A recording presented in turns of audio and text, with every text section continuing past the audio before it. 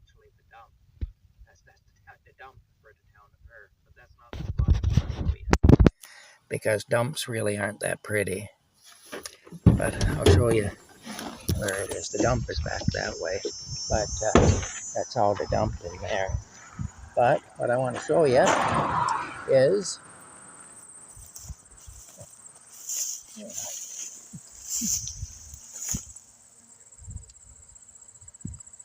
it's an old quarry.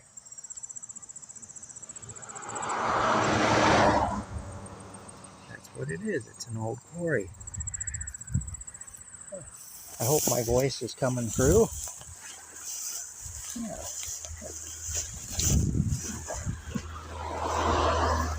So let's go stand here. Yeah, it's an old quarry is what it is.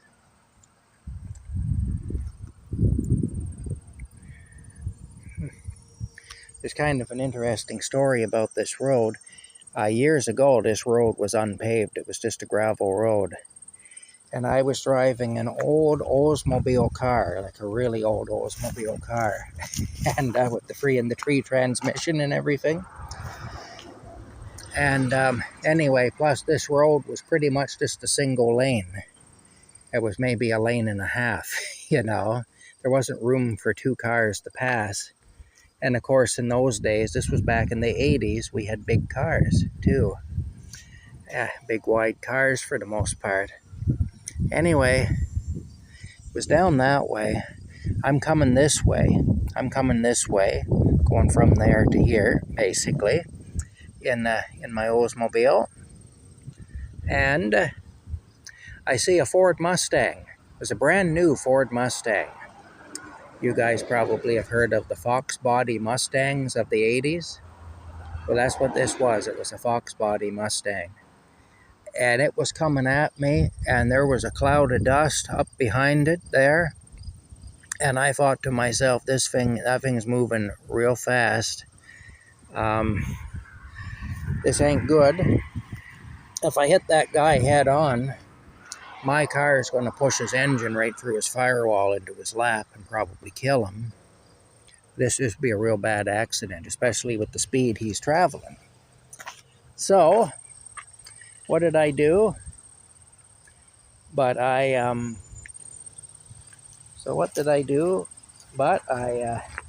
took to the ditch. He was coming at me at a pretty high rate of speed. Anyway, and I just cranked the big old steering wheel around and I took to the ditch. I say way up that way. Not where I am now. Way up there. I took to the ditch, and just picture this road about 3/4 of the width it is now, and gravel. Anyway, I took to the ditch, and he went flying past me, a big cloud of dust still. And when I hit the ditch, I knew if I stopped, I wouldn't be getting out of there. So basically, I floored it, and I bounced that old Oldsmobile off rocks and tree stumps and everything else. And then I cranked the big steering wheel around. It was one of those cars that had a steering wheel like a bus, you know. Cranked the big steering wheel around, and the old car just kind of jumped, boom, boom, boom, and back up onto the road. But when it hit the road, it spun around in a circle, and it stalled. So now I had been coming this way when I hit the ditch. The car spun right around, and it stalled facing that way. So now I was facing that way. And of course, the road wasn't wide enough to turn around on it, so I had to go back the way I came. It was the only choice I had. Anyway, yeah. So that's what happened anyway. I was lucky. The car wasn't damaged at all. It didn't do the car any harm, and I was really amazed by that. I got underneath it and looked for leaks or anything. Figured maybe my oil pan would be punched out or something, you know, but everything was good. Or maybe I had a brake line ripped loose or something, but everything was good. I got back in the car and started it up, and I had to go that way to get back into town because I couldn't come this way like I wanted to. Anyway, that night, I'm at one of the local bars where a bunch of my friends hung out. I didn't drink, but I still would sometimes go. And I think I was 20 years old then. It would have been 1988 that this happened.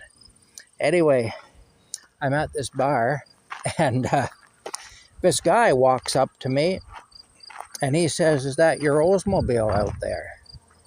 And I said, "Yeah, it is." And he says, "Well, I got a bone to pick with you."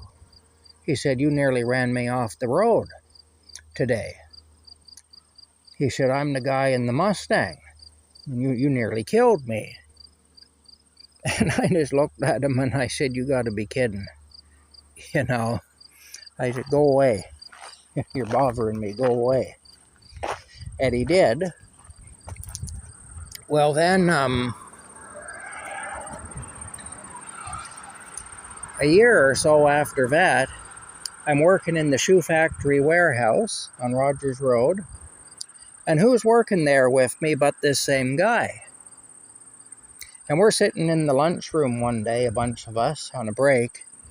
He's sitting across the table from me, and he says, "Hey," he said, what would a guy have to do to get his driver's license?" "Well, what's the process to get a driver's license?" He said, "You got a license, you should know." And I looked at him and I said, "You don't have a driver's license?" He said, "Hell no, I'm only 16. I'm going to get my driver's license this year." And I said, "Well, last year you ran me off the road driving a Mustang." And I said, then you were at a bar and you were wanting to fight with me about it." "Yeah," he said, "I was 15. And he said, "I'm sorry about that. It was my fault. You were right and I was wrong." And he said, "But I couldn't stop." He said, "Tom, the car was stolen. I couldn't get caught with that car. It was stolen." But he said, "No, I don't have any license." And I says, "Well, uh, maybe don't steal cars anymore and don't be driving recklessly." I said, "If you want to get your license, you should go down to the Ministry of Transportation office and start the process there. But," I said, "you're going to have to get a learner's permit that's called a free 65 because it's good for a year and that sort of thing. But," I said, "in the meantime," I said, "don't be doing any more stuff like that." I said, if I hadn't taken to the ditch, I'd have probably killed you. Probably done a number on myself, too." I said, "I would have been out for the windshield and you would have had your engine in your lap." So I said, "It wouldn't have been good for either of us." And I said, "It's just lucky that you didn't do any damage to my car, that there wasn't any damage done to it when I went into the ditch. Because," I said, "if there had been, then that night at the bar, I wouldn't have just been telling you were bothering me and to get lost." I said, "You wanted to fight with me, I would have fought with you if you had damaged my car with your foolishness." Anyway, that was it. That's the story, a little memory I have of this road. Lots of crazy things happen around here. I don't know if it's all the interbreeding or what, but anyway, it's time to get back in the truck and head for town. But this is a pretty little spot here. There's some hawks flying around. But it is a pretty little spot anyway. Look at that, eh? Quite a thing. They just glide on the air, they do. All right, talk later.